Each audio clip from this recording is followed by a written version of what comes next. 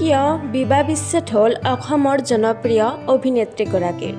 বিবাহ বুলি ক'লে যিটো 7 জনমৰ বান্ধোনৰ সৈতে জড়িত থকা বুলি কয়, এই পবিত্ৰ বান্ধোন এৰি কিয় অকলে থকাৰ সিদ্ধান্ত ল'লে অসমৰ এই জনপ্ৰিয় অভিনেত্ৰীগৰাকী।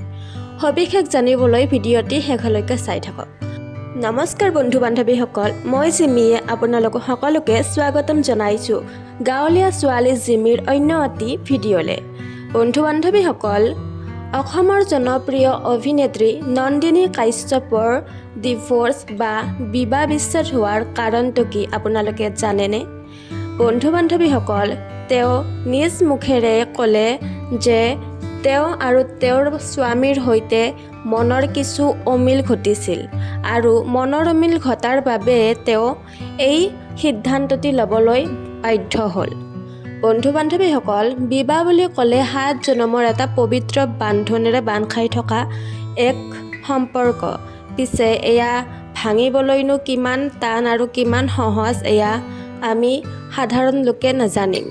বন্ধু বান্ধৱীসকল, মনৰ অমিল ঘটাৰ কাৰণে নন্দিনী কাশ্যপ আৰু তেওঁৰ স্বামীৰ মাজত বিবাহ বিচ্ছেদ হয় আৰু বিবাহ বিচ্ছেদৰ পিছত দুয়োজনৰ জীৱনত সুখী বুলি তেওঁ মত প্ৰকাশ কৰিছে।